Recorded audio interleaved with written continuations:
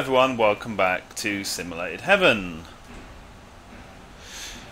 And, as you might have worked out already, we are in DCS World. I want to first explain why we are in DCS World. Well, it's a game that I've been meaning to learn for a long time. And I say learn because it's very, very complicated. This is basically a military simulator, and I've always really admired it, but I've never really gotten around to learning it. So what happened was I had a flight simulator installed, which you have probably seen me play before, called Prepared, and it was version 2.4. This is a flight sim which is made by Lockheed Martin. Basically, it's like their version of the Microsoft Flight Simulator in a way. Anyway, I was trying to update it to version 2.5. I was having a nightmare. I was uninstalling it, and I had to uninstall all of the third-party scenery and all the third-party applications. I had loads of third-party stuff installed on it. I had to uninstall all of that very carefully, and I'm now in the process of trying to reinstall. I'm having some issues with the reinstall. I was like, wow, this is such a nightmare. And it's also a bit like that with X-Plane, because I also have loads of stuff in X-Plane that I need to keep updated and all these extra third-party things.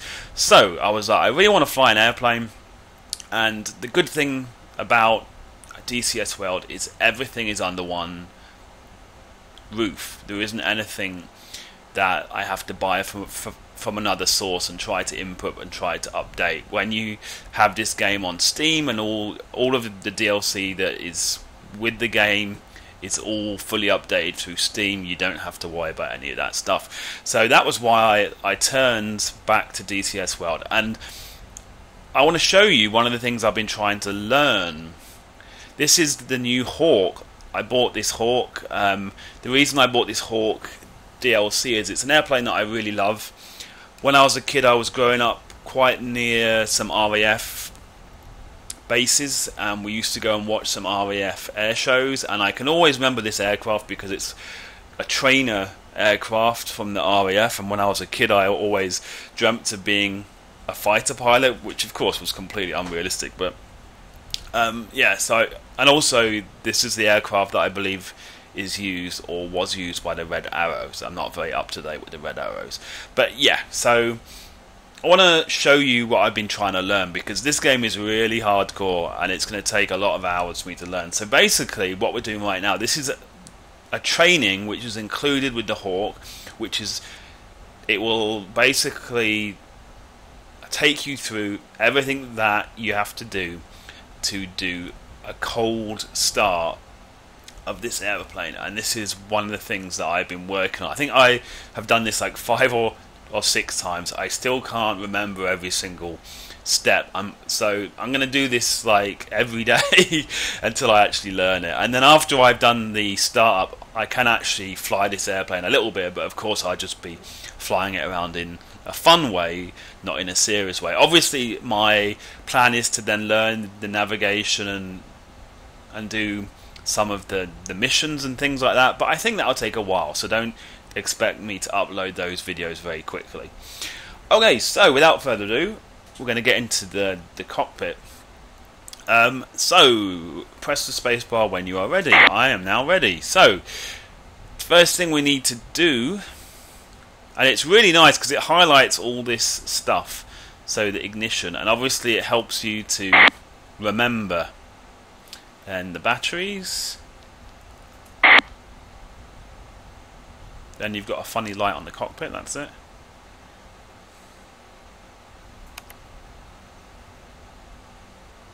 Oxygen and aircon, the next things, like so. Then the canopy, that was it.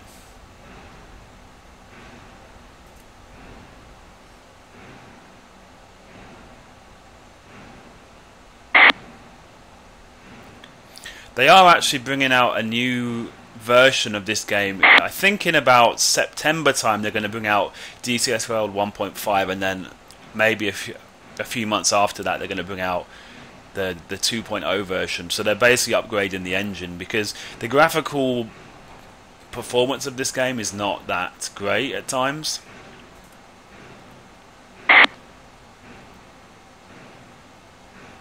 So that's the canopy sorted.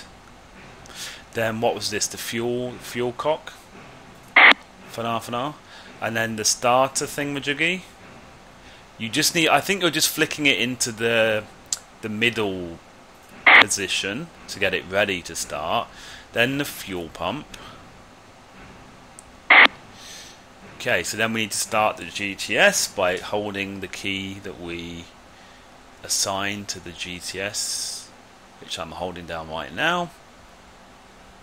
And then we should see a green light.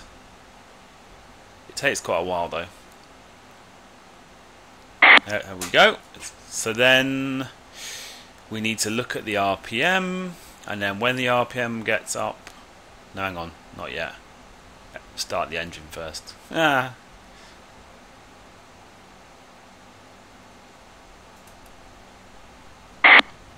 we should be good. And then we look at the RPM.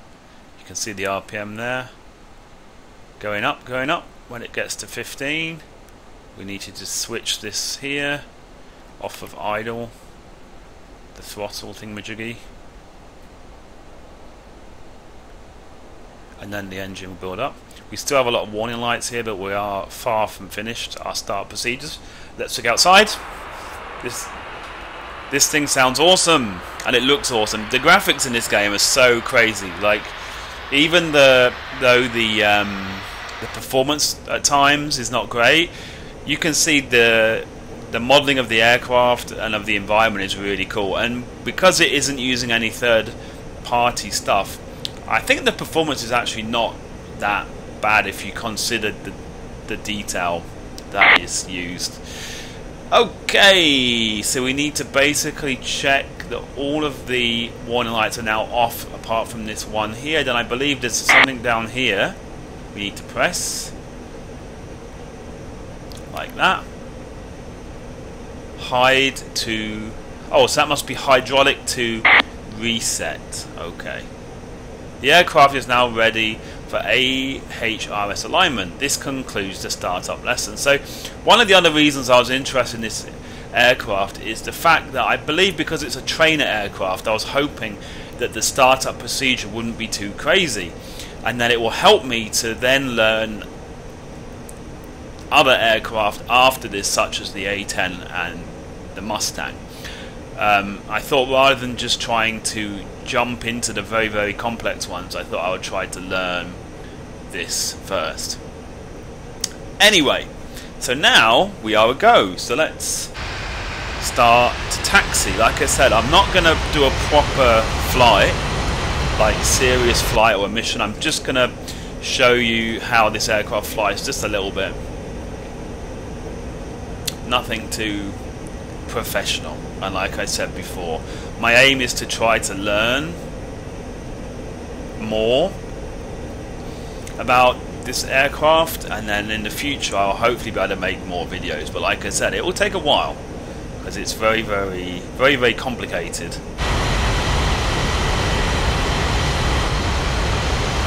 Look at this thing, man. This thing is just amazing. It looks so cool, doesn't it?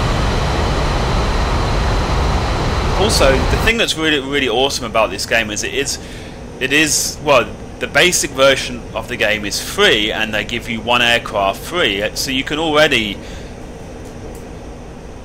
test out some of the missions and, you know, the flying and stuff. You can actually start to test this out for free to give you an idea whether you're interested in this or not. So I think that's really cool. I really think that's good. I mean, the add-ons are a little bit expensive. So this one was $40. So unless you find it in a sale, it is a little bit expensive. But if you were to compare with other flight simulators, it's not that bad. And even if you were to buy all of the add-on aircraft for this game, it would be nowhere near the cost that I have spent on things like Prepared an X-Plane, because yeah, you need to do so many add-ons in that game for extra aircraft and for scenery to improve the scenery. Whereas I feel in this game the scenery is already pretty alright, like fairly acceptable. I don't really feel the need for scenery updates in this game. So yeah, so in the end it does work out that this game is not that expensive really for this kind of high grade military flight simulator. It's really not that bad. Okay, so we're going to try to take off from this runway over here. I'm probably doing the taxiing all wrong, but that's fine, that's all part of the fun.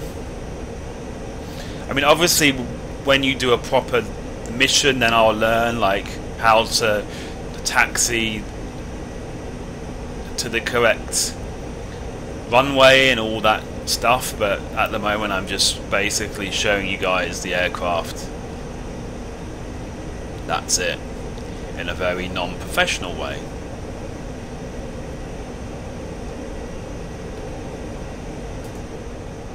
Okay, I'm just going to turn around here and attempt to take off. I am using my joystick, of course, the X52 from Cytec, which I've had for a while now. It works quite well.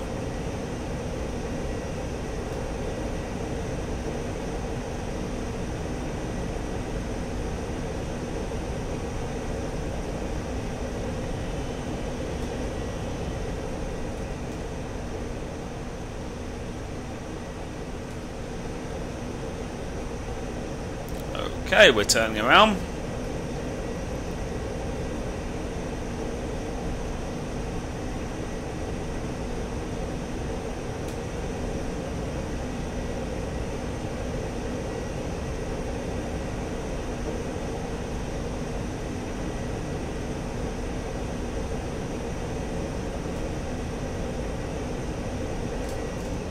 Okay, let's have a look at this baby. There she is. Wow, this thing looks amazing. I can't wait like to properly learn how to fly this thing and do proper missions. Okay, let's do a takeoff.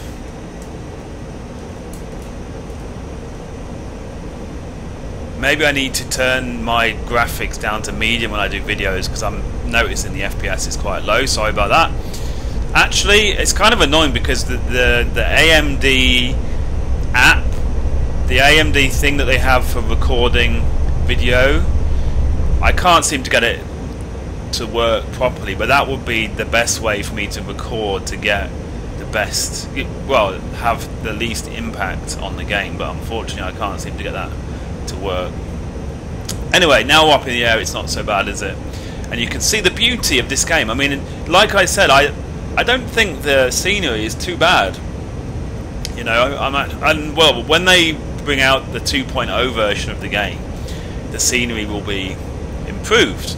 But yeah, I mean, I think the graphics of the game look pretty amazing as is, and I'm gonna try to learn as best as I can.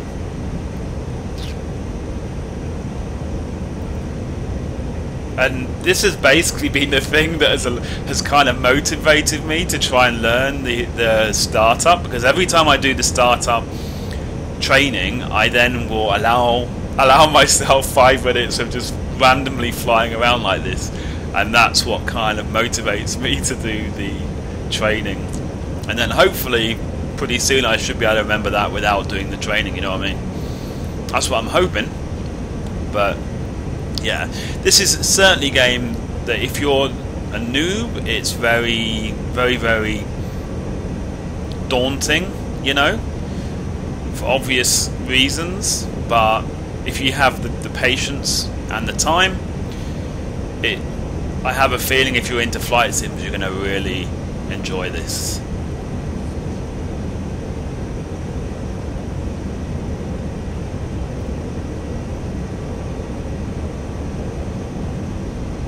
Yeah, this is really cool, man. Okay, let's go off the throttle a bit. Just play about. Let's see if we can make the pilot do some heavy breathing due to G-forces. And of course, everyone's going to say, yeah, see, there you go. Everyone's going to say, do a barrel roll. There you go.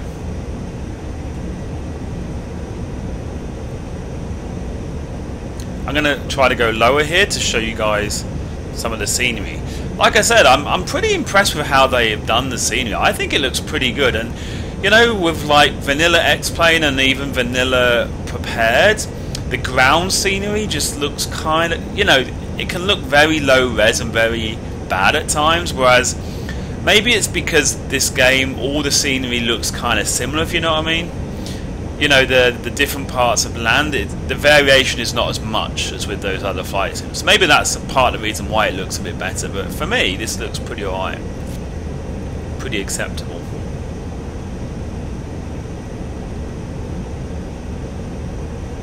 Okay, so let's take one more look at the outside. Whee!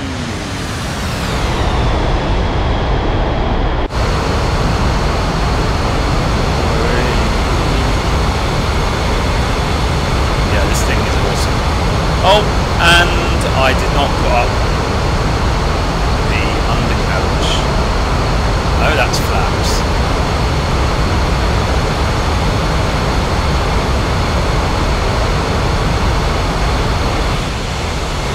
I thought I already had a key set for undercarriage. Anyway. Oh, there you go. Anyway, guys. I'm about to crash. Anyway guys, thanks for watching this first video. Like I said, it was just a very short video just to introduce the Hawk and show you the style that I've been learning. And hopefully, as always, I will see you in the next one. Bye bye.